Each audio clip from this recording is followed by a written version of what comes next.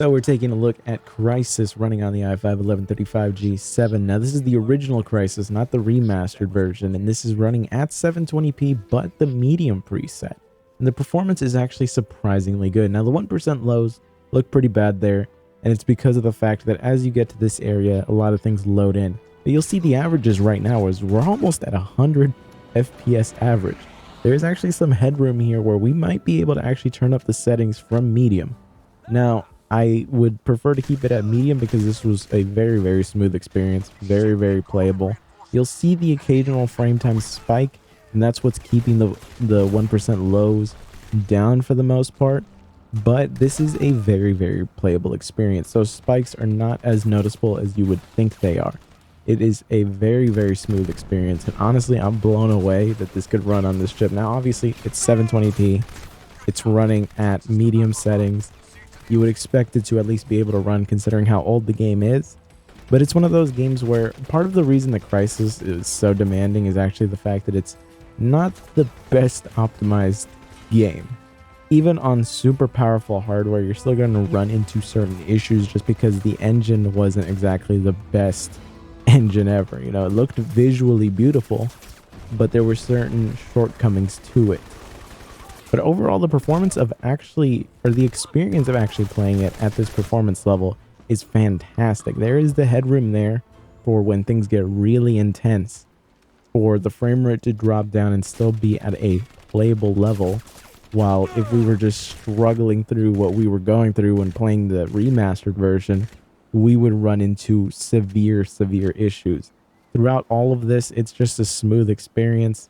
It's super just surprising how different the experience is compared to like the remastered version, which was just struggling on this chip at 720p at the absolutely lowest settings, especially since the remasters are actually, I think, based on the console version, which had certain features removed from, you know, this version of the game. I'd certainly recommend just playing this version instead of the remaster on this chip. You're going to have a much better experience. There's certain aspects of the game that are there that are not present in the remaster, and honestly, I don't think the remaster looks that much better, especially considering you'd have to play it at the absolutely lowest settings. Now, to be fair, this is medium, but medium doesn't look exactly the greatest. You'll notice a lot of the times things are popping in because, you know, the distance for their rendering is kind of low, but it's not too bad. I think while you're like playing the game, you're not really going to be thrown off too much by just popping in rocks and stuff like that. It's not that big of an issue. Really, the biggest differences of the remaster is just the quality of life gameplay improvements, which I do think are better than what is here. This is definitely a first iteration of the Crysis game. So compared gameplay wise between the remaster and this one, I do think the remaster is better, but the performance is just going to keep you from being able to actually play the game, which makes the remaster just irrelevant.